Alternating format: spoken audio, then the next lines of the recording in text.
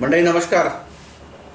आज 10 ऑगस्ट, काल 9 ऑगस्ट सोमवारी झालेल्या लाईव्हच्या प्रश्नांना आपण आज उत्तरं देतोय. तर मला काही गोष्टी महत्त्वाच्या जे जास्तीत जास्त प्रश्न आहे त्याबद्दल थोडीशी माहिती देतो आणि त्यानंतर आपण प्रश्नोत्तरं घेऊ. सगळ्यात जास्त प्रश्न आहेत शेतकऱ्यांचे ते खोडातल्या अळीबद्दल. ही खोडातली अळी जी आहे ही खोडमाशी आणि चक्रीभुंगा या दोन किडींच्या आळ्या ज्या आहेत त्या खोड पोखरतात. याबद्दल आपण सुरुवातीपासून सतत माहिती देत आलो आहे. प्रत्येक सोयाबीनच्या कार्यक्रमामध्ये याबद्दल मी आपणास सांगितलं आहे. याच्यावर लक्ष ठेवा, 20 झाडं उपटा आणि त्यामुळं शेतकरी जागरूक झाले. मागच्या वर्षीपर्यंत बहुतांश शेतकऱ्यांना या खोडातल्या अळीबद्दल माहिती नव्हती, पण आपण प्रत्येक वेळी शेतकऱ्यांना अळी तपासा खोडात हे सांगतोय आणि ती आता दिसायला लागली आहेत. बऱ्याच शेतकऱ्यांनी आपण सांगितलं तसं काही शेतकऱ्यांनी रिहांश बीज प्रक्रिया केली, काहींनी रेज फवारलं, काहींनी झेनॉपसुद्धा फवारलं, काही शेतकऱ्यांनी तिन्ही उपायसुद्धा केले आणि तरीसुद्धा त्यांच्या खोडामध्ये अळी आहे. तर याला जर आपण सविस्तर याचीबद्दल माहिती पाहिली तर बघा, मी आपला यापूर्वीसुद्धा सांगितलं की यावर्षी खोड अळीचा अटॅक जास्त राहील. याचे महत्त्वाचे 2-3 कारणं आहेत. त्यातलं पहिलं कारण की पेरणी झाल्यानंतर जो पावसाचा खंड पडला होता, पहिली पेरणी झाली होती सुरुवातीला मला वाटतं जूनच्या दुसऱ्या आठवड्यात वगैरे, त्याच्यानंतरही पावसाचा गॅप पडला. नंतर जुलैमध्ये ज्या पेरण्या झाल्या त्याच्यानंतरसुद्धा पावसाचा मोठा गॅप पडला होता. तर असा गॅप पडल्यामुळं खोड अळीचा अटॅक वाढतो, हे एक कारण आहे. दुसरं कारण की जेव्हा वेगवेगळ्या वेळेत पेरणी होते, सोयाबीनची पेरणी वेगळी वेळ एकाच वेळेस जर झाली तर कमी समस्या येतात. पण काही शेतकऱ्यांनी जूनमध्ये पेरलं, काहींनी जूनच्या शेवटी, काहींनी जुलैमध्ये, काहींची जुलैच्या मध्यम, असा वेगवेगळ्या पेरणीच्या तारखा असल्यामुळं त्याच्या ज्या पिढ्या आहे एकावर एक पिढ्या या चालू राहतात. तिसरी गोष्ट महत्त्वाची, अत्यंत महत्त्वाची, की अजूनही फक्त 10 ते 15% शेतकऱ्यांना खोड अळीबद्दल माहिती आहे आणि ते त्याच्यावर उपाययोजना करतायत. मात्र आजूबाजूच्या शेतकऱ्यांनी जर काही खोड अळीसाठी उपाययोजना केली नाही, म्हणजे तुम्ही उपाय केलेत सगळे, तुमच्या शेतातलं खोड अळीची अळी जी आहे, खोडातली अळी, ती कंट्रोल झाली आहे, मग नवीन अळी कुठून येते? तर आजूबाजूच्या शेतकऱ्यांनी जर तशी फवारणी केलेली नसेल तर ते जे भुंगे आहेत ते येऊन आपल्या शेतात परत अंडे घालतात आणि मग ते सायकल जे आहे ते कंटिन्यूअस चालू राहते. आणि आपण जी शिफारस केली आहे ती सगळ्यात पहिली आणि सगळ्यात महत्त्वाची शिफारस होती आपली की रिहांशची बीज प्रक्रिया, ज्याच्यामुळं 20 दिवसापर्यंत 25 दिवसापर्यंत खोड अळीला प्रतिबंध होतो. त्यानंतर दुसरी 15 ते 20 दिवसादरम्यान रेजचा फवारा, त्यानंतर 30 दिवसाला झेनॉपचा फवारा, 45 दिवसाला झेनॉप किंवा कोराजनचा फवारा, त्यानंतर परत 60 दिवसाला झेनॉप किंवा कोराजनचा फवारा. तर हे जे आपण 15-15 दिवसाचं अंतर ठेवलं आहे हे अत्यंत महत्त्वाचं आहे. काही शेतकऱ्यांचं फवारणी करायला त्यात घेतलं आहे, त्यांनी रेज घेतलं आहे, झेनॉप घेतलं आहे, पण मध्ये गॅप पडला आणि मध्ये गॅप पडल्यामुळं मग अळी परत त्या खोडामध्ये घुसली आहे. तर असे जे कारणं आहेत, म्हणजे मी जे तुम्हाला 3 मुख्य कारणं सांगितले त्यामुळं अळीचा अटॅक यावर्षी जास्त आहे. दुसरी गोष्ट, आत्तापर्यंत आपण पाहत नव्हतो, आता यावर्षी पाहायला लागलो, त्यामुळे जास्त प्रमाणात आपल्या लक्षात येते. तिसरी गोष्ट, आपण शिफारशी करतोय तसा वापर झाला पण मध्ये जर मोठा गॅप पडला तरीसुद्धा तो अटॅक वाढतोय. तर यासाठी जे मी सांगितलं, पहिले बीज प्रक्रिया, 15 दिवसाला रेज, 30 दिवसाला झेनॉप, 45 दिवसाला झेनॉप किंवा कोराजन आणि परत 60 दिवसाला झेनॉप किंवा कोराजन, हे फवारणीचं शेड्यूल आपल्याला पूर्ण तंतोतंत ज्यांनी फॉलो केलं आहे असे हजारो शेतकरी आहेत की ज्यांनी बरोबर 2-3 दिवस मागं पुढं झाले असतील, पण व्यवस्थित असे फवारे ज्यांनी दिले तर तुलनात्मक त्यांच्या शेतामध्ये खोड अळी कमी आहे.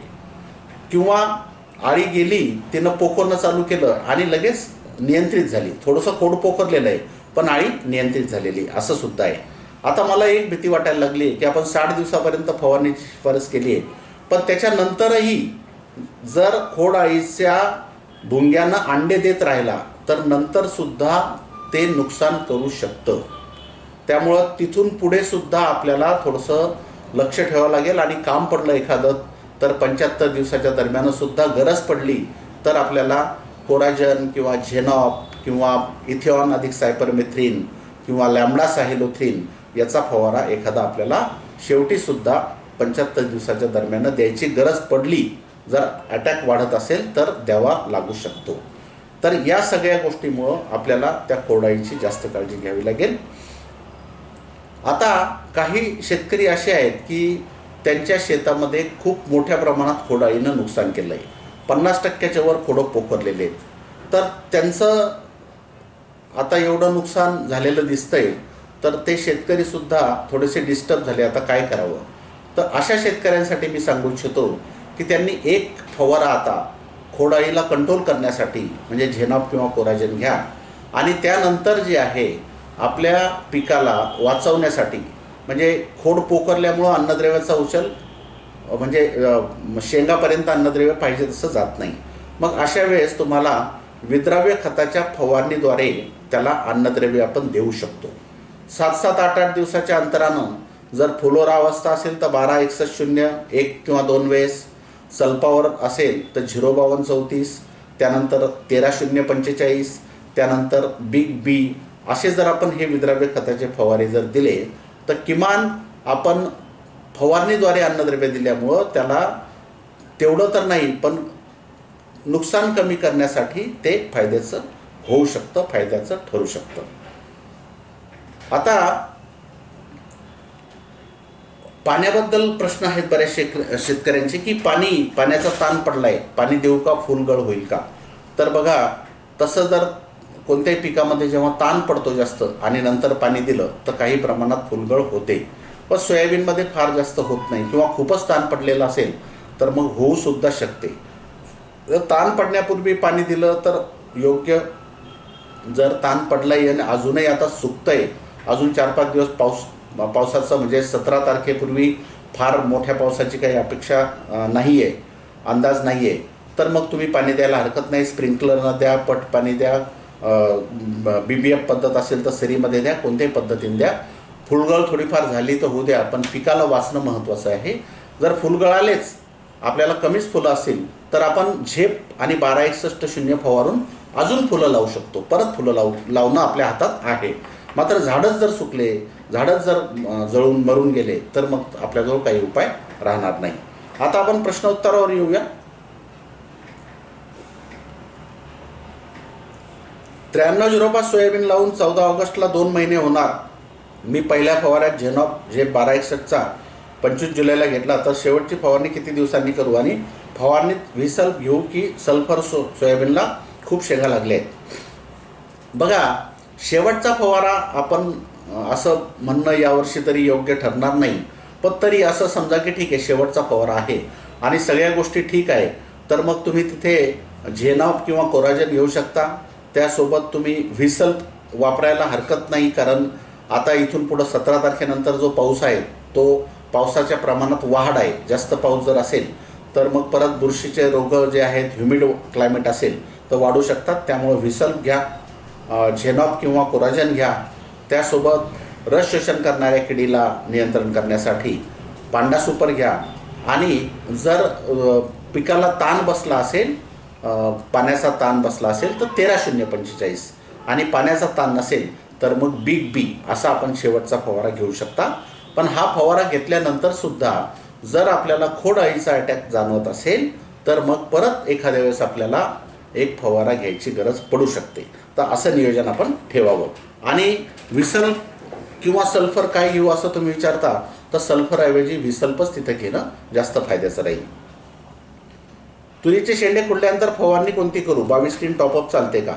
तर बघा, पावसाळी वातावरण असेल तर तुरीचे शेंडे खुडल्यानंतर फवारणी करा असं आपण सांगितलं आहे. पण जर पावसाळी वातावरण नसेल, पाऊस नसेल, तर मग बुरशीनाशक फवारण्याची गरज नाही.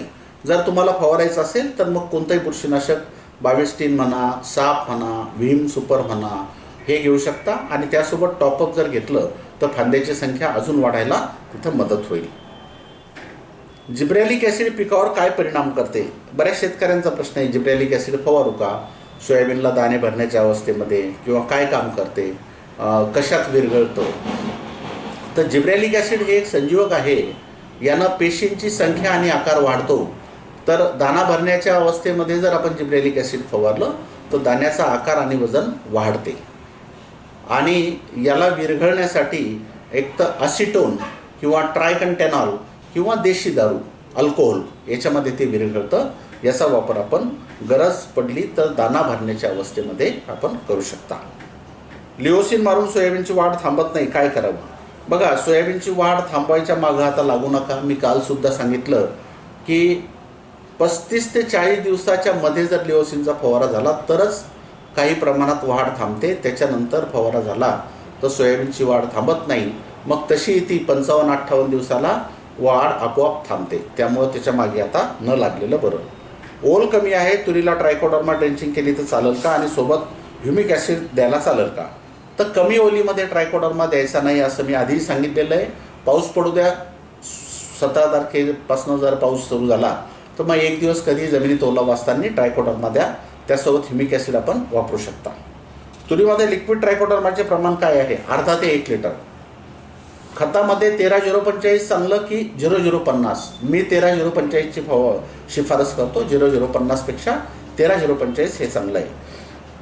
52 दिवसाच्या सोयाबीन आहे, फळधारणा सुरू झाली आहे, पण खोडकिडा 100 एका झाडात आहे आणि झाडाचा शेंडा गळून गेला आहे. काय फॉर्म? झाडाचा शेंडा गळून गेला आहे म्हणजे त्यात चक्रभुंगा असू शकतो. चक्रभुंगा हा काप देतो शेंड्यावाला.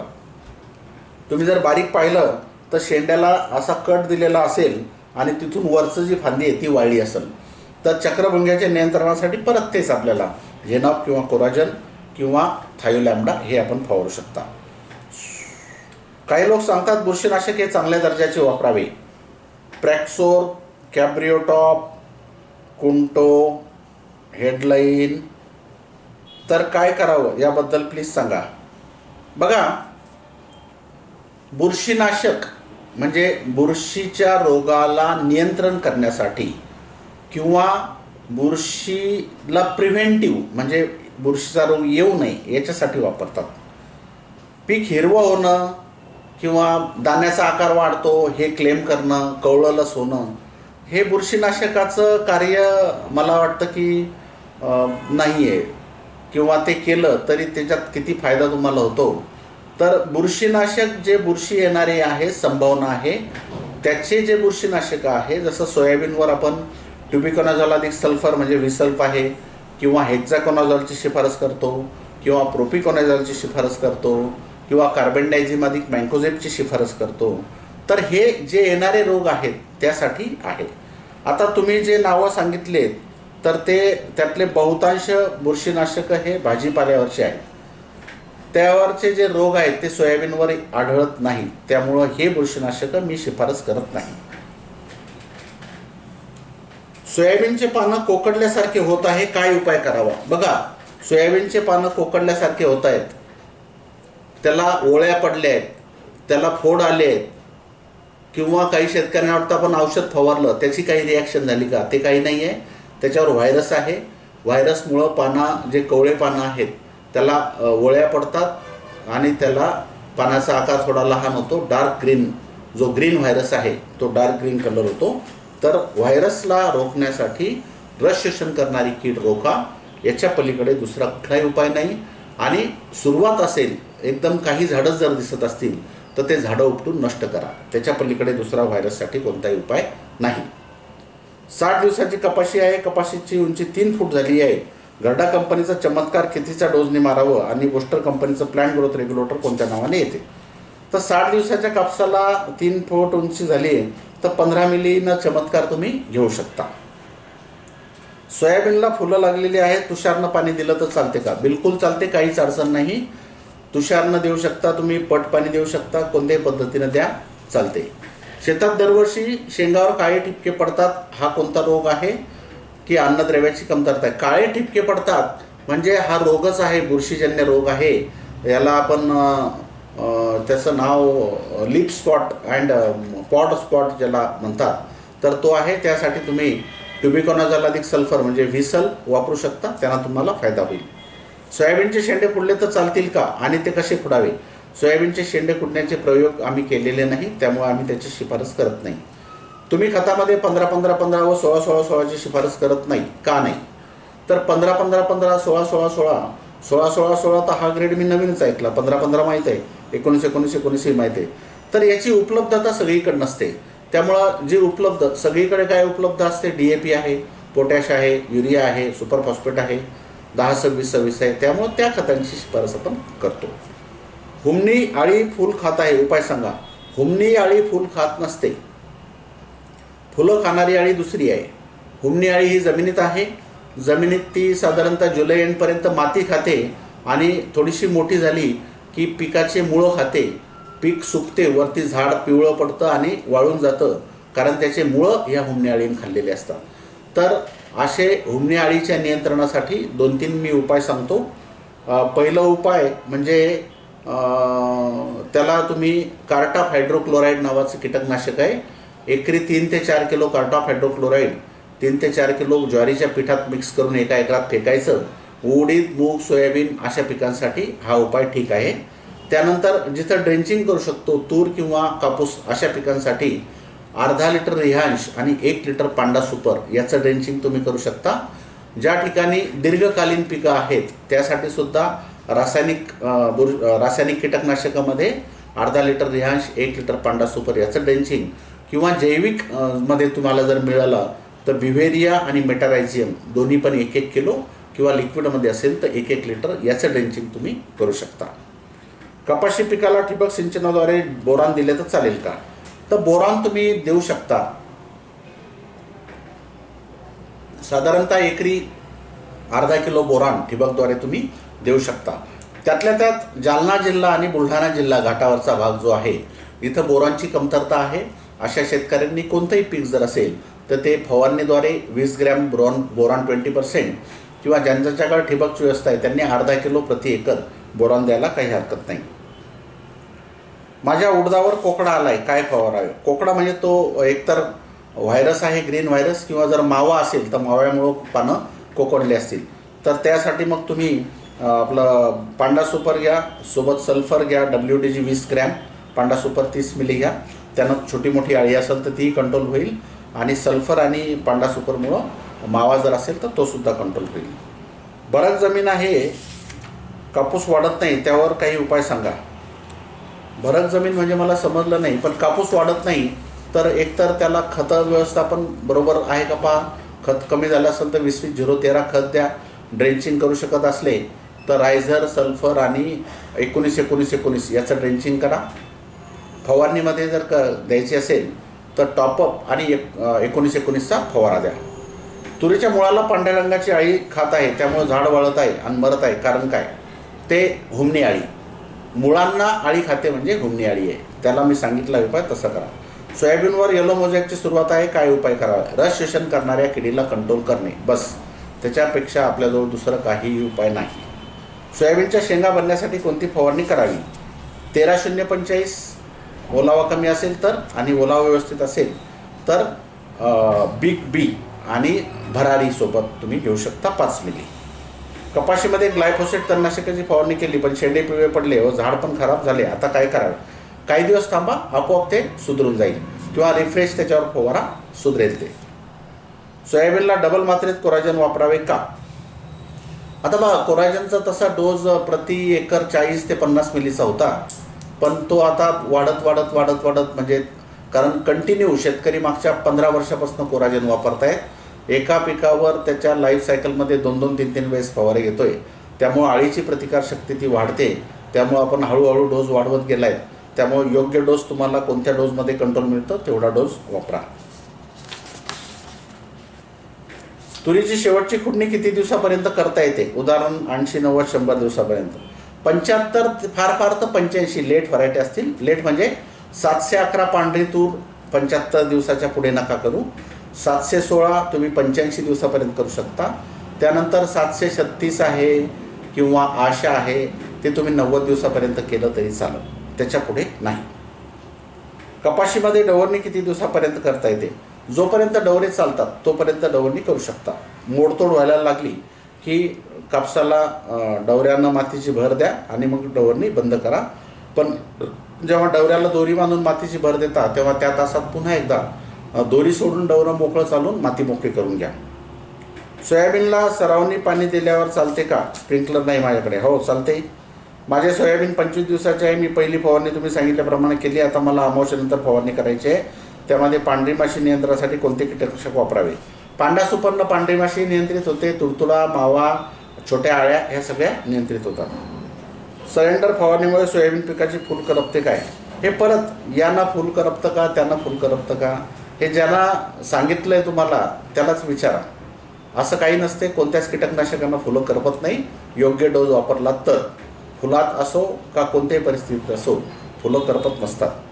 3 एकर कापूस डबल पेरणी करून पातळ निघाला आहे. ठेवायचं मन होत नाही. आता मोडून हरभरा पेरू का? आपण काही मार्गदर्शन करा. तर जर एकदमच खराब परिस्थिती असेल तर मोडू शकता. कारण एकदम पातळही उगला आहे, डबलही पेरणी झाली होती आणि पुढे काय काय होईल त्याचं तर हरकत नाही. तुम्ही तसा निर्णय घेऊ शकता. सोयाबीन तूर 45 दिवसाची आहे, वाढली आहे, तर आता त्या शेतात तूर पेरली तर चालते का? तर तूर पेरली तर चालेल, पण सोयाबीनची सावली तिथं पडली असेल ना, त्यामुळं तिथे आपल्याला मुश्किल होईल. मग सोयाबीन काढून हरभरा घ्या त्याच्यावर. कपाशी 40 दिवसाची झाली आहे, खत दिले नाही, आता फवारणी केली तर चालते का? 40 दिवसाची होईपर्यंत जर तुम्ही खत दिलं नाही तर मग त्याचं उत्पादनाचं तुमच्या जमिनीत जर शेणखत भरपूर असेल, अन्नद्रव्य असतील तर सांगता येत नाही. पण जर तसंही नसेल तर मग उत्पादन तिथे घटेल. फवारणी तर तुम्ही करू शकता. तुम्ही सोयाबीनवर स्टँडर्ड बुरशीनाशकाची शिफारस का करत नाही? ऑपेरा, जसं की ओपेरा, फायकाझर, गॅलिलिओ, नेटिओ, ॲमिस्टार याचे रिझल्ट खूप चांगले आहे. माझी दुसरी फवारणी 5 तारखेला आहे. मी तेच सांगितलं, ज्याची गरज आहे ते करायचं, ज्याची आवश्यकता नाही ते मी शिफारस करत नाही. आणि तसे तुम्ही जे स्टँडर्ड म्हणता त्यांचे भाव काय आहे, प्रतिपंप खर्च काय आहे, तो तेही जरा पहा. ट्रायकोडर्मा मल्टिप्लाय होतो का? ट्रायकोडर्मामध्ये गूळ टाकून मल्टिप्लाय करणं जमेल का? फक्त 1 किंवा 2 दिवस ठेवू शकता तुम्ही. गूळ टाकून ट्रायकोडर्मा पाण्यात टाकून 1 किंवा 2 दिवस, 2 दिवसापेक्षा जास्त दिवस जर ट्रायकोडर्मा तुम्ही सोल्युशन करून ठेवलं तर त्यात दुसरे बॅक्टेरिया त्याची वाढ होऊ शकते आणि आपल्याला म्हणजे काही घातक बॅक्टेरिया जे ते जर तिथं वाढले तर नुकसान होते. तेव्हा 1 किंवा 2 दिवसात तुम्हाला मल्टिप्लाय करायचं असेल तर गुळाच्या पाण्यात ट्रायकोडर्मा टाकून मल्टिप्लाय करू शकता. स्पेशलमध्ये बोरॉन अधिक 1261 फवारणी केली तर चालेल का? बोरॉन फवारू शकता. सोयाबीन या पिकावर कोणत्या स्टेजला व्हायरस आल्यावर किती नुकसान होईल? जसं की फुलधारणा, शेंगात परिवर्तन आणि शेंग भरण्याचं. तर बघा, व्हायरस कोणत्या स्टेजला आला याच्यापेक्षा व्हायरस किती प्रमाणात वाढतोय याला जास्त महत्त्व आहे. म्हणजे फुलाच्या अवस्थेतही आला आणि जर जास्त झपाट्यानं वाढत नसेल तर फार नुकसान होणार नाही. आणि सल्पाच्या स्टेजलाही आला आणि जोरात वाढला तर नुकसान होऊ शकतं. त्यामुळं स्टेजपेक्षा त्याला किती जोरात वाढतोय त्याचं महत्त्व आहे. ज्या शेतकऱ्यांनी रस शोषक करणारे किडीचं नियंत्रण केलं तिथं आता थोडासा थांबल्यासारखा झाला आहे, एकदम फार जास्त वाढत नाही. शेंगा 70% व मुसा 30% आहे, खोडाताळी आहे, तर जेनॉब, विसल, पांडा सुपर आणि बिग बी कोणत्या क्रमाने घ्यावे? पहिले विसल घ्या, नंतर जेनॉब, नंतर पांडा सुपर आणि बिग बी शेवटी. फवारणीमध्ये द्रावण करताना किंवा आपण पंपात औषध टाकताना पहिले जे पावडर असतील, जर आपल्याकडं पावडर फवारायचं आहे कुठलं बुरशीनाशक म्हणा किंवा जे काय पावडर आहे ते आधी टाका. त्याच्यानंतर मग आपण केमिकल कीटकनाशकं टाकू शकतो. त्यानंतर शेवटी तुमचं जर संजीवक वापरायचं असेल तर ते टाका आणि सगळ्यात शेवटी विद्राव्य खत आणि त्यानंतर जर टाकायचं असेल तर स्टिकर. या क्रमाने आपण टाकायला पाहिजे. खोडाळीचा प्रादुर्भाव 10-15% आहे, शेंगा बनायला सुरुवात होत आहे आणि 60% फुलं आहेत, तर झेनॉपसोबत गजबची शेवटची फवारणी चालेल का? 10-15% शेंगा आणि 60% फुलं गजब फवारू शकता, काही अडचण नाही. आणि शेवटचं म्हणू नका, कारण जर खोड माशीचा अटॅक वाढला तर एखादा आपल्याला कीटकनाशकाचं तरी फवारल्यानंतर द्यायचं काम पडू शकतं. गजब एका टाकीत किती टाकावं? 5 मिली प्रतिपंप याचा डोस आहे गजबचा. बोंड पक्व होत असताना आम्ही बोंड फोडून पाहिलं तर चांगले आहेत. बोंड पक्व झाल्यावर बोंडाई असू शकते का? हो, निश्चित. कारण आता जर आपण पाहिलं बोंडाई नाही आहे, पण बोंड पक्के झाले, नंतर मग कुठून खराब झाले ते? तर हा जे पतंग आहेत, हे पतंग अंडे घालतात. तर बोंडाच्या जे पाकळी असते त्याच्यावर अंडं घातल्यानंतर ती अळी बाहेर पडल्याबरोबर ताबडतोब ती बोंडात जाते. म्हणजे आधी आपल्याला चांगले बोंड दिसलेत, पण नंतर त्याच बोंडांमध्ये जर अळी आहेत म्हणजे तिथं त्या पतंगानं नंतर अंडे घातले आणि नंतर ती अळी त्या बोंडात गेली. त्यामुळं आता जरी चांगलं असलं तरी बोंड अळीचं अटॅक हा आपल्याला फार लक्ष देऊन कंट्रोल करून जर आपण प्रत्येक प्रयत्न केला तर त्याला थांबवू शकतो. नाही तर आता जरी चांगले बोंड आहेत तर नंतर ते खराब होऊ शकतात बोंड अळीमुळं. बोंडसड एक आहे काही यवतमाळच्या काही भागामध्ये, तर त्याच्यावर बरंच संशोधन चालू आहे.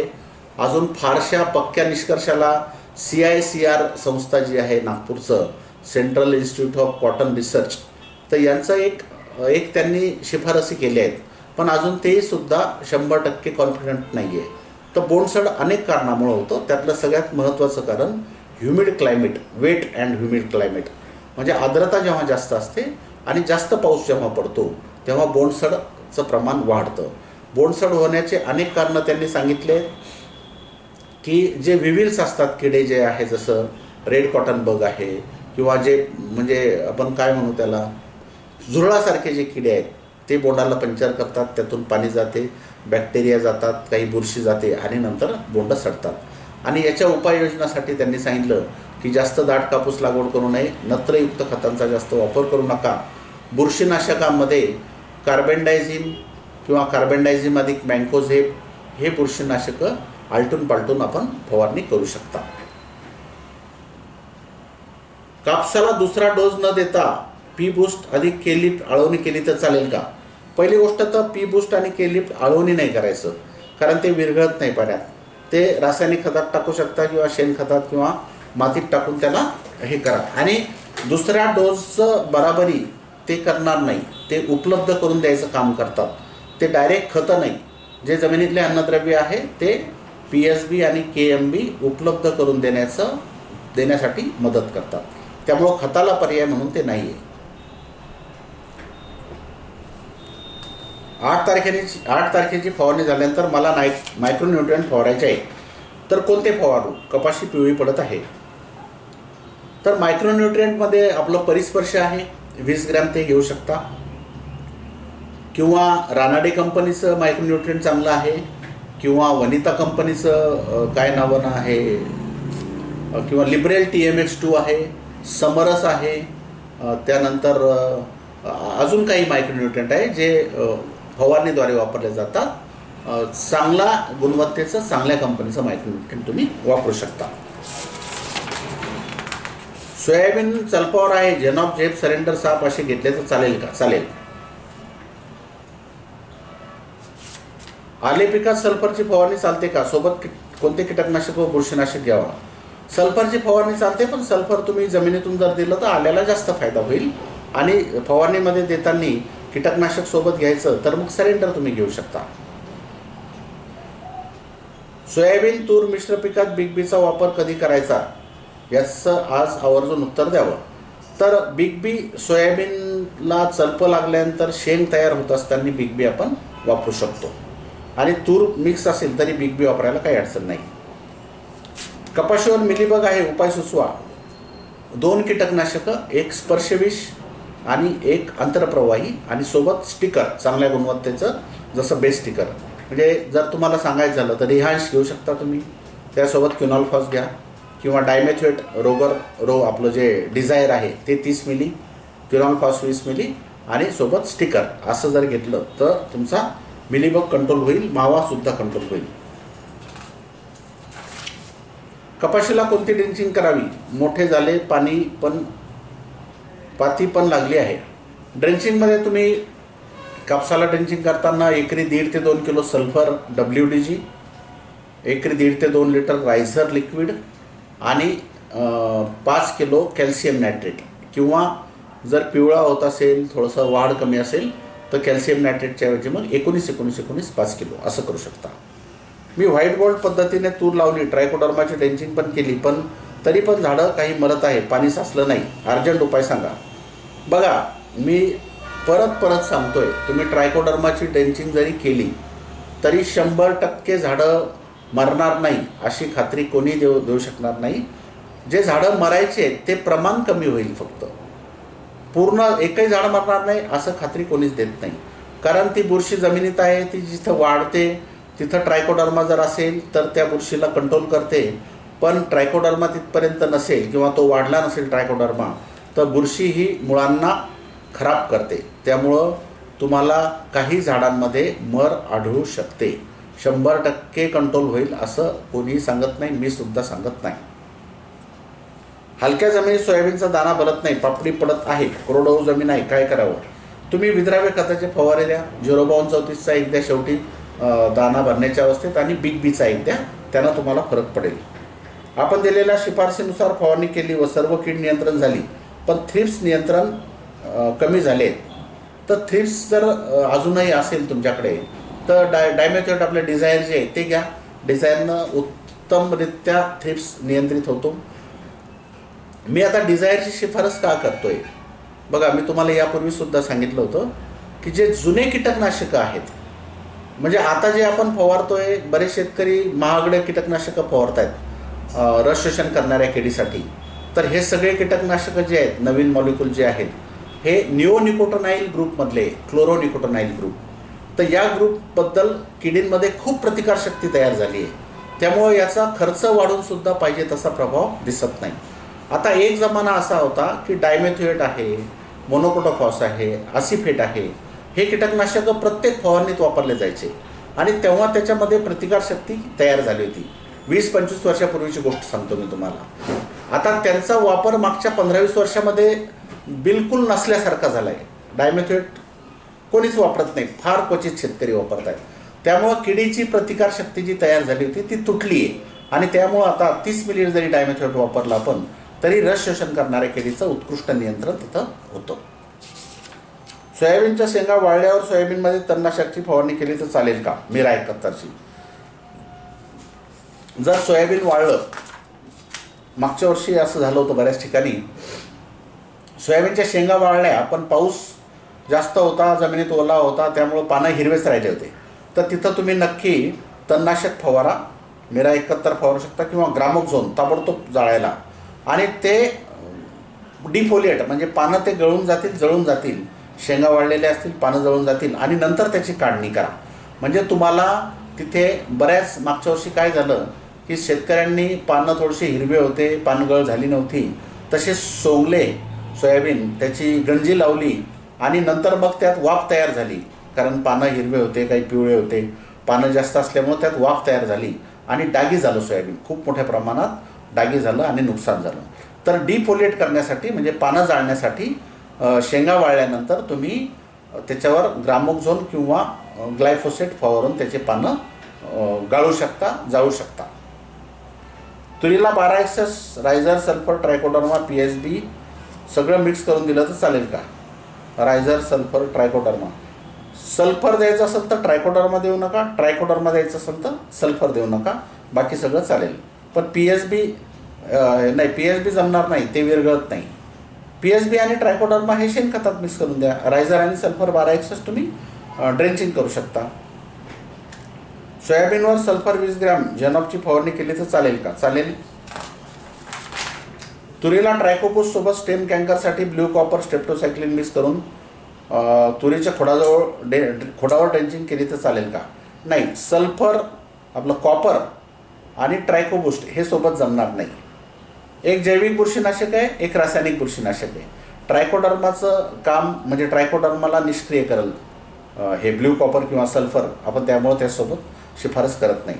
ट्रायकोबुस्ट वेगळं वापरा आणि ब्ल्यू कॉपर स्ट्रेप्टोसायक्लिन वेगळं वापरावं लागेल. तुरीला 19-19 एकर ड्रिपनं सोडलं तर चालेल का? चालेल. आमच्या भागात बोंडअळीची चर्चा खूप जोरात चालू आहे. काही शेतकरी थिमेटची फवारणी करत आहेत, तर ते योग्य आहे का? फवारणीनंतर बोंडअळी येणार नाही असं म्हणतात, खरं आहे का? बिलकुल चुकीचं आहे, 100% चुकीचं आहे. थिमेटची फवारणीची कधीही शिफारस केली नाही, कोणीही करत नाही. थिमेट हे अत्यंत जहाल कीटकनाशक आहे. 2 वर्षापूर्वी जे यवतमाळमध्ये पॉयझनिंगच्या केसेस झाल्या होत्या, म्हणजे कीटकनाशकाचे जे औषधं म्हणजे फवारणीच्यामुळं जे काही शेतकरी शेतमजूर दगावले होते, तर त्यात एक कारण हे सुद्धा आढळलं होतं की शेतकऱ्यांनी काही थायमेटची फवारणी केली होती. तर याची शिफारस नाही आहे आणि असं कोणतंच औषध नाही आहे की ते फवारलं की नंतर बोंडअळीच येणार नाही, असं नाही. आपल्याला नियमित लक्ष ठेवून अमावस्येनंतरचा फवारा, त्याच्यानंतर जर आपल्याला प्रादुर्भाव दिसला तर परत एखादा फवारा, असं कंटिन्यू करत राहावं लागेल. तरच बोंडअळीला आपण नियंत्रित करू शकतो काही प्रमाणात. 100% नियंत्रित होणार नाही. आणि थिमेट तर बिलकुल फवारू नका. बॅक्टेरिया आणि ह्युमिक ॲसिडची ड्रेंचिंग किती दिवसाची तूर झाल्यावर करावी? कधीही करू शकता तुम्ही. जमिनीत ओलावा म्हणजे 4-6 इंचाची उगल्यापासून तर साधारणतः 2-2.5 महिन्यापर्यंत कधीही. फुलं लागायच्या 1 महिना आधी म्हणजे तो बॅक्टेरिया वाढला पाहिजे. जमिनीत ओलावा असताना कधीही करू शकता. 10-26-26 खत रात्रभर भिजून टोमॅटोसाठी ड्रिपने दिलं तर चालेल का? मागील वर्षीचे सिलेंडर उरलेले आहे, चालेल का? सिलेंडर मागच्या वर्षीचं उरलेलं त्याची एक्सपायरी पहा आणि जर झाली नसेल किंवा एखाद्या या महिन्यात होत असेल तर चालेल. पण 10-26-26 रात्रभर भिजून ते ड्रिपनं देणं योग्य नाही. त्यासाठी विद्राव्य खतं द्या. तुम्ही 24-24-0 भिजू घालून देऊ शकता, ते चालेल. पांढरा पोटॅश चालेल, युरिया चालेल, मात्र 10-26-26 वगैरे हे नाही जमणार. युरिया, पांढरा पोटॅश 12-61 न देता फक्त 19-19 दर 10 दिवसाला दिले तर चालेल का? खर्च वाढेल. 19-19 जर तुम्ही दिलं. मी युरिया, पांढरा पोटॅश आणि 12-61 का सांगितले? कारण युरिया आणि पांढरा पोटॅश एकदम स्वस्त आहे. फक्त 12-61 तुम्हाला विकत घ्यावं लागेल, म्हणजे महाग आहे थोडंसं. तर त्यामुळं आणि त्यात जे प्रमाण दिलं आहे ड्रीपद्वारे द्यायचं ते पिकाच्या अवस्थेनुसार कमी जास्त करत दिलं आहे. त्यामुळे 19-19 देऊन तुम्ही जास्त खर्च होईल आणि म्हणजे ज्या अवस्थेत जे ग्रेड जायला पाहिजे तो जाणार नाही. त्यामुळं मी सांगितलं आहे तसंच करा. ट्रायकोडर्मा हे तुरीला आणि अद्रकाला जीवामृतमध्ये आळवणी केली तर चालेल का? चालेल. अमावस्येच्या फवाऱ्याचा आपण सांगितल्यापेक्षा प्रतिपंप खर्च जास्त येतोय, जास्त आलाय. याच्या हे कशामुळे झालं असेल? बघा, मी प्रतिपंप फवारणीचा जो खर्च सांगितला तो बहुतांश ठिकाणी जे नगदीची विक्रीची किंमत आहे अशा ठिकाणचे भाव विचारून जे शेतकऱ्याला मिळतं नगदीमध्ये जास्तीत जास्त ठिकाणी, याचा ॲव्हरेज करून तुम्हाला प्रतिपंप खर्च सांगितला होता. आता काही विक्रेते जर जास्त भावात विकत असतील त्यापेक्षा तर तुमचा प्रतिपंप खर्च वाढू शकतो. पण मी जे तुम्हाला सांगितलं हे बहुतांश ठिकाणी त्या भावात विक्री होते असे हिशोब करून तुम्हाला सांगितलेलं आहे. माझी तूर सोयाबीन आपल्या पद्धतीची आहे. तूर सोयाबीनमध्ये खूप आहे. निंदनासाठी जास्त खर्च येईल. आता परशूट किंवा ओडिशी मारलं तर चालेल का? बघा, तण मोठं झालं असेल आता ते परशूट किंवा ओडिशीनं मारणार नाही. लहान तण असतं तर मारायला हरकत नव्हतं, पण आता जास्त मोठं झालेलं तण हे तणनाशकानं मारणार नाही. त्यामुळे निंदणं हाच एक चांगला पर्याय आहे. विद्राव्य खत ड्रीपद्वारे द्यायचं असल्यास कोणत्या कंपनीचं वापरावे? कारण फसवेगिरी जास्त आहे. तसेच कापूस व्यवस्थापनाचा चार्ट टेलिग्रामवर टाकावा ही विनंती. विद्राव्य खतामध्ये आपण बूस्टरचं आहे, परीस ब्रँड आहे, परीस 19-19-19, परीस 12-61-0 हे खतं उच्च गुणवत्तेचे आहेत, चांगल्या क्वालिटीचे आहे. याच्यासोबत तुम्हाला हे नाही मिळालं तर दीपक फर्टिलायझर्स महादनचं तुम्ही घेऊ शकता विद्राव्य खत. वनिता ॲग्रोचं घेऊ शकता, त्याचीसुद्धा चांगली गुणवत्ता आहे. महाफीड कंपनीचं घेऊ शकता, ते सुद्धा चांगल्या गुणवत्तेचं आहे. यातलं जे मिळालं ते चांगलं तुम्ही घ्या. सरेंडर उरलेला आहे, तिसऱ्या फवारणी चालेल का? हा, आता नंतर पोळ्याच्या नंतरची जी फवारणी त्यात तुम्ही घेऊ शकता. जिब्रेलिक ॲसिड अधिक भरारी अधिक विद्राव्य खत किंवा बिग बी सोयाबीनच्या शेंगा निब्बर झाल्यावर फवारता येते का? बिलकुल फवारू शकता. खूप चांगला फॉर्म्युला आहे हा. GA, भरारी आणि बिग बी याचा फवारा दाना भरण्याच्या अवस्थेत किंवा भरल्यानंतर दाण्याचा आकार वजन वाढवण्यासाठी देऊ शकता. कोराजनमुळं फुलगळ होते का? बिलकुल होत नाही. कोणत्याच कीटकनाशकाचा योग्य पद्धतीनं योग्य प्रमाणात वापर केला तर फुलगळ होत नाही. बोंडअळी व बोंडसडमध्ये काय फरक आहे? बोंडअळी असलेले बोंड फुटत नाही यावर आपलं काय मत आहे? बोंडअळी ही बोंडात अळी जाते आणि ती एक पाकळी, जसं कापसाच्या बोंडाला 4 किंवा 5 पाकळ्या असतात तर त्यातली एक पाकळी डॅमेज होते, ती उघडत नाही, बाकीच्या पाकळ्या उघडतात.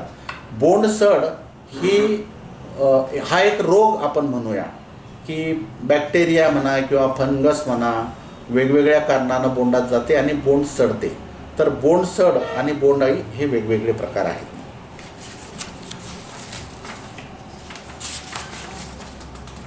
तुरीला सुपर फॉस्फेटमध्ये ट्रायकोडर्मा के लिप पी बूस्ट सोबत मिक्स करून टाकलं तर चालेल का?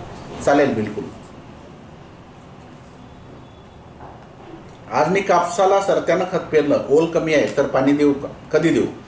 ताबडतोब त्या 1 फटी आड कापसाला पाणी द्यायला काही अडचण नाही. तुरीला कापसाला 1 फट सोडून द्या. सोयाबीनला असेल तर स्प्रिंकलरनं द्या, नाही तर पट पाणी द्या. कोणत्याही पद्धतीने देऊ शकता. पपई पिकामध्ये फळधारणा झाली, शेतामध्ये केना व चवळ हे तण आहे, तसेच इतर सुद्धा तण आहेत, तरी तणाचा नायनाट करण्यासाठी कोणतं तण? ग्लायफोसेट वापरा. फक्त पपईवर पडणार नाही याची काळजी घ्या. तुरीचे शेंडे 50 दिवसानं खुडलं तर चालेल का? चालेल. आता 50 दिवसानं खुडल्यानंतर परत खुडवायचं असेल तर 75 दिवसानं, 25 दिवस नंतर दुसरी खुडणी करू शकता. सर तुम्ही कधी टॉपअप कधी रिफ्रेश फवारायला सांगता, नेमकं कोणतं फवारायचं याबद्दल सविस्तर सांगा. बघा, टॉपअपमध्ये अमायनो ॲसिड्स आहे, फक्त अमायनो ॲसिड्स, पण जास्त प्रमाणात आहे. तर हे फांदे काढायच्यासाठी काम करेल, हिरवं करेल, झाडाची वाढ होईल आणि फुलाची संख्यासुद्धा वाढेल. मात्र रिफ्रेश जे आहे याच्यात अमायनो ॲसिड्स आणि सीवीड म्हणजे समुद्री शेवाळ आणि अमिनो आम्ल आहे. तर हे झाडाची वाढ करायला, हिरवेपणा टिकवायला आणि काही प्रमाणात फांद्या काढायला मदत करेल. फूल याच्यामुळं रिफ्रेशमुळं निघणार नाही. हे फांद्या काही प्रमाणात वाढतील आणि वाढ होईल आणि हिरवेपणा राहील. तर हा 2 मुळात फरक आहे. जिथं पतलं पीक झालं किंवा जिथं फांद्या काढायच्या तिथं मी टॉपअप सांगतो, जिथं वाढ कमी आहे तिथे मी रिफ्रेश सांगतो. सोयाबीनला शेवटच्या फवारणीमध्ये फार चांगले काय राहील? 0050 की पोटॅशियम शोनाईट? पोटॅशियम शोनाईट म्हणजे बिग बी सगळ्यात चांगलं राहील. नमस्कार सर, अमावस्येनंतरचा फवारा घेऊन पण 50-60% कीड नियंत्रित झाली आहे. फुलकिडा कोळी अजून हालचाल करताना दिसत आहे, तर काय फवारावे? 1 दिवस वाट पहा. तो इरिडेट झाला असेल, सल्फर जर असेल तर तो आपोआप तिथं गळून पडेल आणि तुम्ही जे फवारलं आहे त्यातलं सरेंडर, सल्फर, रिहान्स तिन्हीसुद्धा याच्यावर काम करता येईल. तर ताबडतोब तुम्हाला 50% कंट्रोल जर दिसला तर दुसऱ्या दिवशी किती दिसतो पहा. आणि तरी जर फुलकिडा आणि कोळी आढळलाच तर मग तुम्ही डायमेथ्वेट म्हणजे आपलं डिझायर आणि क्विनॉल्फॉस याचा फवारा जर घेतला तर तो फुलकिडा आणि कोळीसुद्धा कंट्रोल होईल. किंवा डायमेथ्वेट, क्विनॉल्फॉस आणि सल्फर असं तिन्ही घेऊ शकता. सोयाबीनमधली खोडाळी मेली पण पानावरच्या अळ्या मेल्या नाही. झेनॉपचा फवारा मारला होता, कमी फरक पडला आहे. तर बघा, मी कालसुद्धा तुम्हाला सांगितलं की झेनॉप हे उत्कृष्ट हेलिओथिस नाशक आहे. उत्कृष्ट सेमिलुपरला सुद्धा चांगलं कंट्रोल करते. पण जी स्पोडोप्टेरा आहे, हिरवी आळी आणि तिचं डोकं काळं असतं, पुंजक्यानं खूप मोठ्या प्रमाणात आळ्या असतात, पानाची जाळी करते, तर हिला झेनॉपमुळं 50-60% कंट्रोल आहे, 100% कंट्रोल होत नाही. पण हेलिओथिस आणि सेमिलुपर ही खूप चांगली कंट्रोल होते. तर हे जर आळी जास्त प्रमाणात असेल तर आपल्याला, मी तसंही तुम्हाला पांडा सुपर याच्यासोबत सांगतोय, त्याचं 2 कारणं आहे. रस शोषण करणारी कीडही नियंत्रित होईल आणि स्पोडोप्टेरा जर असेल तर तीसुद्धा नियंत्रित होईल. त्यामुळं तुम्ही तसं जर केलं तर त्याचा फायदा चांगला होईल. तुरीवर फवारणी टॉपअपसोबत 1261 हे वरखत फवारल्यास फुटवे अधिक निघतील का? 1261 सध्या घेऊ नका, फक्त टॉपअप जरी घेतलं, 19-19 घेतलं तरी चालेल. सर, पावसाने ओढ दिल्यास सोयाबीनची फुलगळ झाली, पाऊस पडल्यास नवीन फुलं येतील का? पाऊस पडल्याबरोबर तुम्ही झेपचा डोस वाढवा थोडासा, 10 मिलीच्या ऐवजी 15-20 मिली करा आणि 1261 घ्या, फुलं येतील. माझ्या स्वतःच्या शेतात मी 2 वेळेस प्रयोग केलेला आहे तो. आणि नंतर सगळे फुलं आळीनं खाल्ल्यानंतर 1 वेळ सगळे फुलं गळाल्यानंतर सुद्धा फवारून पाहिलं होतं, तर नवीन फुलं येतात. झेपचा डोस वाढवून आणि 1261 जर सोबत घेतलं तर नवीन फुलं येऊ शकतात. मिरचीची वाढ जास्त होत आहे, माल कमी लागतोय, काय करावं? नायट्रोजन देऊ नका. पहिली गोष्ट, युरियायुक्त नायट्रोजनयुक्त खतं देऊ नका ड्रीपमधून किंवा बल्क फर्टिलायझरमध्ये. आणि त्याला झेपचा फवारा द्या, म्हणजे थोडीशी फुलाची संख्या तिथं वाढेल. उडीद पानं पिवळे पडून लागलेत, शेंगा हिरव्या आहेत, पाणी दिलं तर चालेल का? शेंगा हिरव्या आहेत, पानं पिवळे पडत आहेत, म्हणजे आता मॅच्युरिटी जवळपास होत आली असेल तर जास्त प्रमाणात पिवळे पडले तर नका देऊ, आणि कमी प्रमाणात पिवळे असतील तर मग देऊ शकता. आपण सांगितल्याप्रमाणे आम्ही तसेच नियोजन करतो, पण आम्ही विचारलेले प्रश्न तुम्ही घेत नाही. आम्हाला त्या 8 दिवसात काय करावे हे समजत नाही. आमचे प्रश्न घेत जावे. बघा, आपण जर पूर्ण व्हिडिओ लक्ष देऊन पाहिला लाईव्हचा, तर त्यात मला असं वाटतं की 90 ते 95% प्रश्नांना उत्तरं तुमच्या मिळतात. तर आपण पूर्ण लक्ष देऊन पहा. आणि त्यात जर नाही सांगितलं, आता तुम्ही जर असं विचारलं की नाही आता तिसरा फवारा आहे आता काय करू, नाही आता चौथा फवारा आहे आता काय फवारू, असे प्रश्न नका विचारू. मी काय फवारायचं त्याच्याबद्दल, कोणती कीड आहे, कोणता रोग आहे, काय समस्या आहे, त्याच्यासाठी काय वापरायचं मी असं सांगितलेलं आहे. त्यामुळे तुम्हाला त्यातलं नेमकं काय काय घ्यायचं हे तुम्ही ठरवा. तुमच्या या प्रश्नाला मी उत्तर कधीच नाही देणार. तिसरा फवारा आहे चौथा फवारा आहे, तुम्हाला काय अडचण काय आहे त्याच्यानुसार काय फवारायचं, अडचण काय आहे त्याच्यानुसार अन्नद्रव्य व्यवस्थापन कसं करायचं त्याच्याबद्दल मी सांगतो.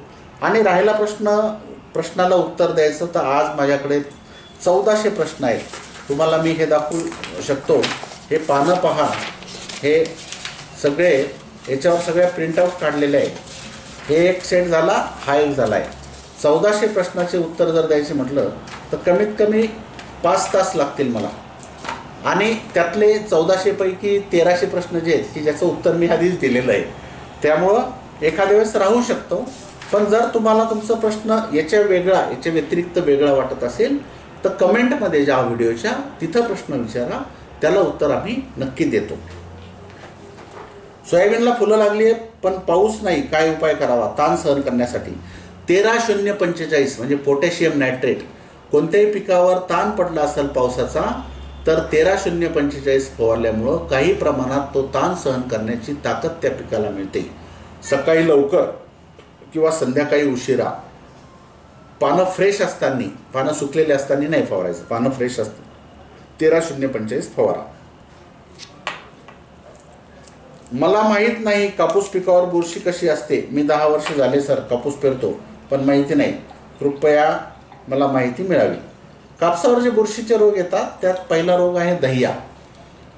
हा साधारणतः 50% बोंड पक्के झाल्यानंतर पानावर पांढरे डाग पडतात आणि नंतर पानं करपतात. दुसरा रोग येतो तो अल्टरनेरिया लिप स्पॉट, म्हणजे पानावर लाल ठिपके पडतात आणि जास्त प्रमाण जर झालं तर तिथं छिद्र पडतात, बोंडावर सुद्धा लाल ठिपके पडतात.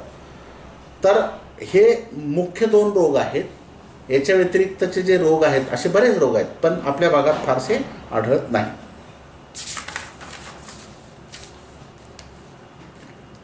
सर ऊन जास्त असल्यामुळं सल्फर न टाकता रिहांश प्रोफेनोफॉस झेप स्टिकरचा फवारा केला तर चालेल का? थ्रिप्सचा अटॅक खूप जास्त आहे.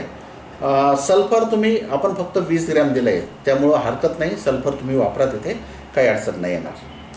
माझं सोयाबीन 60 दिवसाचं आहे. यापूर्वी जेनॉप फवारला आहे. काही प्रमाणात खोडाई व मावा दिसतोय. आता अखेरचा फवारा व्हिसल जेनॉप 50 सुपर बिग बी स्टिकर घ्यावे म्हणतोय. टाकीमध्ये टाकते क्रम कसा असावा? टाकीमध्ये आधी व्हिसल घ्या, त्यानंतर जेनॉप घ्या, नंतर 50 सुपर घ्या आणि बिग बी आणि शेवटी स्टिकर, या पद्धतीने घ्या. सर तुमचे रेट कमी आहेत पण कृषी सेवा केंद्रावाले महाग देतात. तर मी प्रत्येक वेळेस सांगतो, तुम्हाला जिथं स्वस्त मिळेल तिथून घ्या. टेलिग्रामवर जर तुम्ही जॉईन असाल तर टेलिग्रामवर सगळ्या जिल्ह्यातल्या, सगळ्या तालुक्यातल्या ज्या कृषी केंद्रावाले आपण शिफारस करत असलेले औषधं जे विकतात त्यांचे फोन नंबर दिलेले आहे. तुम्ही फोनवर विचारा त्यांना. जिथं स्वस्त मिळतं तिथून घ्या. कारण दुकानदाराला याच रेटमध्ये तुम्ही विका असं बंधन करणं सध्या तरी शक्य नाही आपल्याला. ज्या वेळेस खूप जास्त प्रमाणात मागणी राहील अशा वेळेस आपण त्यांना काही सांगू शकतो की नाही आता तुम्हाला याच्यापेक्षा जास्त किमतीत नगदीवाल्याला विकता येणार नाही. पण सध्या तरी ती परिस्थिती नाही. या किमतीबद्दलचे बरेच प्रश्न तसे येतात. एकसारखी किंमत नसते, दुकानदार जास्त किमतीत विकतात, तुमचे भाव सांगा. तर ह्या ज्या गोष्टी आहेत ना, ह्या आपण असं लादू शकत नाही. फक्त आपल्याला स्वतंत्र आहे. आपल्याला जिथं स्वस्त मिळतं तिथं आपण घ्यावं अशी मी सगळ्यांना विनंती करतो. आणि जेव्हा शक्य होईल, आपण सगळं शेतकऱ्यांसाठी करतोय, मग ही गोष्ट का नाही करू शकत? तर आज ती ताबडतोब परिस्थिती नाही. जेव्हा आपले असंख्य शेतकरी होतील तेव्हा मग आपण त्याच्यावर काय करायचं त्याचा विचार आत्तापासून करणं चालू आहे. आणि ती वेळ लवकरच येईल. अशा वेळेस तुम्हाला मग एकच सारखी फिक्स किंमत सगळीकडे राहील किंवा काय करता येईल आपण बघू, ते करू. सोयाबीन खोडआळी खूप आहे, सर्व इलाज संपले, काय करावे? आता सगळे इलाज संपले असतील तुम्हाला असं वाटत असेल तर विद्राव्य खताचे 8-8 दिवसाला फवारे देऊन त्याला अन्नद्रव्य वरतून देत राहायचं. जसं पेशंट आजारी माणूस पडला तर जेवत नाही तर सलाईनद्वारे देतो आपण, तसं अन्नद्रव्याचा उचल खालून वर मिळत नाही तर वरतून आपल्याला पानांद्वारे विद्राव्य खताचा फवारे आपण 8-8 दिवसाला मी जसं सांगितलं त्या पद्धतीनं द्या. आदरवेल सोयाबीनवर वाढवत आहे, काही रामबाण इलाज सांगा. आदरवेलाला कुठलाही इलाज नाही, फक्त त्याला जमा करणे, काढणे आणि फेकून देणे हाच एक उपाय आहे. दुसरं, आदरवेलाचं म्हणजे अमरवेलाचं जे सीड आहे, आपण जेव्हा हार्वेस्टिंग करतो, समजा सोयाबीनवर आहे, सोयाबीन जेव्हा तुम्ही काढाल तर मळणी यंत्रात त्या चाळणीच्या खाली सोयाबीन म्हणजे त्या चाळणीच्या खाली जे आहे मळणी यंत्राच्या खाली अमरवेलाचं बियाणं पडेल, मोठं म्हणजे जास्त प्रमाणात बी तिथं पडेल.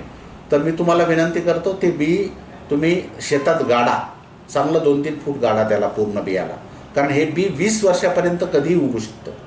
त्यामुळे त्याला गाडणं फार महत्त्वाचं आहे. ते जर पसरलं तुमच्या शेतात तर दुसऱ्या वर्षी अजून जास्त प्रमाणात आदरवेल होतो.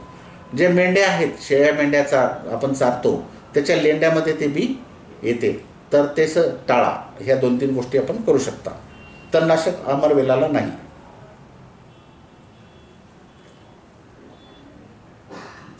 ट्रायकोडर्मा शेणखतामध्ये टाकलेला आहे पण पाऊस नाही, ट्रायकोडर्मा खराब होईल का? खराब होत नाही ट्रायकोडर्मा, काही चिंता करू नका. क्विनॉल डिझायर सोबत लिओसिन चालेल का? याचा मी ट्रायल घेतला नाही पण जमायला काही हरकत नाही. सोयाबीनची खालची पानं सुकत आहे, काय कारण असेल? झाडाला शेंगा लागत आहे, दाना भरेंगा की नाही? पावसाची कमतरता असेल तर खालचे पानं सुकत असतील. 13-0-45चा ताबडतोब फवारा द्या. काही प्रमाणात तिथं ताण सहन करण्याची शक्ती त्याला मिळेल आणि नंतर पाऊस पडला तर ते रिकवर होईल. कापूस 30 दिवसाचा आहे पण जमिनीत ओल पूर्ण गेली आहे, तर खताचा दुसरा डोस द्यावा का? आता देऊ की पावसाची वाट पाहावी? पाऊस पडल्यानंतर देणं योग्य राहील. पाऊस पडल्याबरोबर ताबडतोब द्या, किंवा 15-16 तारखेला जर दिलं तर त्या आठवड्यात, पुढच्या आठवड्यात पाऊस आहेच, नंतर पाऊस आला तर ते लागू होणं चालू होऊन जाईल. सरेंडर आणि इमान मिक्स करून फवारणी केली तर काही साईड इफेक्ट होईल का? नाही, काही होणार नाही, चांगलं आहे उलट.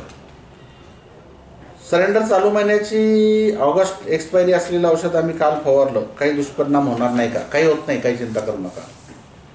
भरारीमध्ये कंटेंट कोणते आहे? ब्रॅसिनोलाइट आहे, ब्रॅसिनोलाइट. आपण सांगितले की तुरीला 1.5 महिना खत देऊ नका, मी असं सांगितलं नाही. 1.5-2 महिन्यापर्यंत कधी देऊ शकता असं सांगितलं आहे. आंतरपीक मूग उडीद घ्या, पण तुरीला खत द्यावे कधी? मुगाला फुले आली, तुम्ही 1.5-2 महिन्यात कधी तुरीला खत देऊ शकता. मुगाला फुलं आली डवरणी करू नका असं म्हणता. आपल्या पद्धतीने तूर लागवड केली, 3.5x7 किती दिवसांनी द्यावे?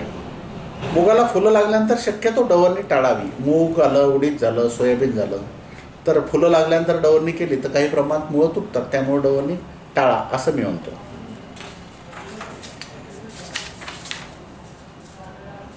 रेज हे झेनॉप सोबत किंवा कोराजन सोबत वापरता येईल का? वापरता येईल, पण गरज नाही. रेज सुद्धा खोडातल्या अळीला कंट्रोल करते, झेनॉप सुद्धा करते, कोराजन सुद्धा करते. तर मग झेनॉप किंवा कोराजनपैकी एक घ्या. जर रस शोषण करणारी कीड असेल तर मग तुम्ही रेज घेऊ शकता किंवा पांडा सुपर घेऊ शकता. माझ्या कापसाच्या प्रत्येक झाडावर बोंडअळी आहे. अरे बापरे, मग काही खरं नाही. ती बोंडअळी सगळी जमा करा, मजूर लावा, सगळ्या आळ्या नष्ट करा, नंतर फवारणीचं व्यवस्थापन करा, तरच तिथं. आणि जास्त खर्च तुम्ही करू नका, कारण एवढ्या प्रमाणात जर आता पहिली पिढी एवढ्या प्रत्येक झाडावर जर असेल तर नंतर तर प्रत्येक फांदीवर राहू शकते.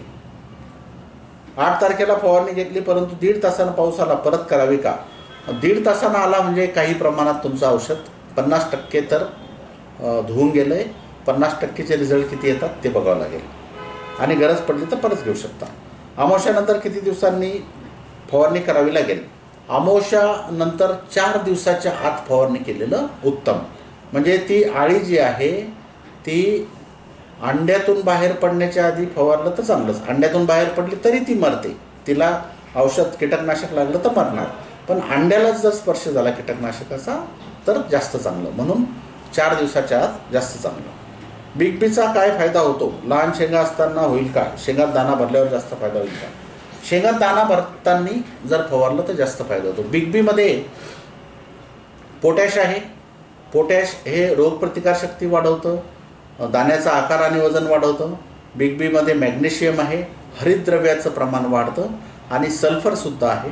सल्फर हे अन्नद्रव्याचा उचल वाढवण्यासाठी मदत करतं. असे 3 महत्त्वाचे घटक बीटमध्ये आहे. उन्नीसाठी औषध द्या. मी सांगितलं उन्नीसाठी माझ्या कापसाला खताचं एकच खत झालं आणि कपाशी छाती बरोबर आली आहे.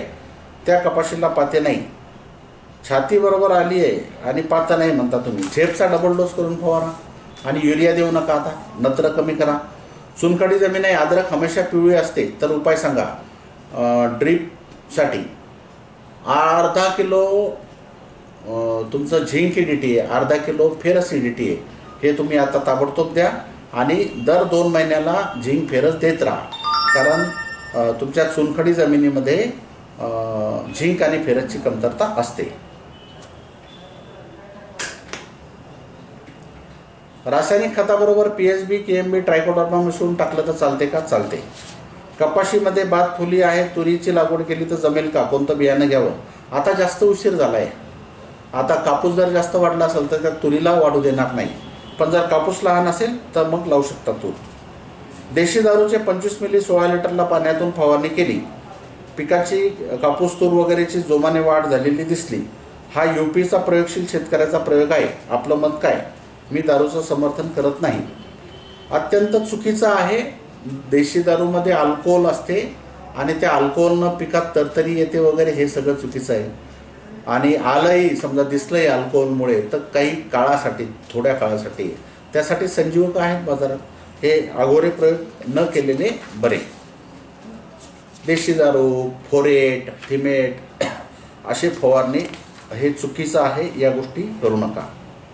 सीताफळ अंतर्गत पीक सोयाबीनवर लिओसिन फवारणी केली. सीताफळाचं नवीन अंकुर कोकडल्यासारखे वाटते, मावा नाही, उपाय सुचवा. तर त्याच्यावर पडलं, सीताफळावर तुमचं लिओसिन पडलंय, त्यामुळं थोडंसं त्याचं आता शेंडा त्यानं दाबला असेल, कोकडला असेल. पण 15 दिवसामध्ये हळूहळू ते प्रमाण कमी होऊन न्यूट्रल होऊन जाईल. त्यासाठी काहीही करू नका. चुनखडीयुक्त जमीन आहे, कॅल्शियमचं प्रमाण खूप आहे, तरी SSP टाकलं तर चालेल का? नाही. चुनखडी जमिनीमध्ये सुपर फॉस्फेट सोडून इतर कोणतीही खतं तुम्ही वापरा. ट्रायकोडर्माचं कल्चर बनवलं, 200 लिटर आहे, 20-22 दिवस झाले, पण वापरायला वेळ झाला आहे, तर आता हे कल्चर वाया जाईल का? एवढ्या दिवसात तर त्यात सगळे बॅक्टेरिया, चुकीचे सगळे फंगस वगैरे डेव्हलप झालेले असतील. आता ते वापरू नका. दुसरं घ्या आणि 2च दिवस गुळाच्या पाण्यात ठेवून 3ऱ्या दिवशी वापरा. कोराजन पांडा सुपर सोबत चालते का? बिलकुल चालते. कपाशीवर मावा खूप आहे, रोगर मारलं तर जात नाही, अजून काय फवारावे? रोगर, क्विनॉल्फॉस, सल्फर हे तिन्ही एकत्र करून फवारा. तुरीमध्ये शेंडे अळी आहे, तर ते तुरीची शेंडे खुडणी केली तर खाली गळून पडली आहे, तर आणखी कीटकनाशक मारावे का? तूर कापसामध्ये आहे. हां, शेंडे अळी ही जी खोडाळी आहे तीच तुरीमध्ये, त्यानंतर तुमच्या याच्यात सुद्धा, उडदामुगात सुद्धा असते. तर तुम्ही तिथे हे आपलं झेनॉप किंवा रेजचा फवारा जर दिला तर त्या शेंडे अळीला तुम्ही कंट्रोल करू शकता. तर मंडळी, हे झाले सगळे आजच्या प्रश्नांची उत्तरं. अजून आपलं काही प्रश्न सुटले असतील तर कमेंट बॉक्समध्ये जाऊन मग तुम्ही तिथे प्रश्न टाईप करू शकता. धन्यवाद.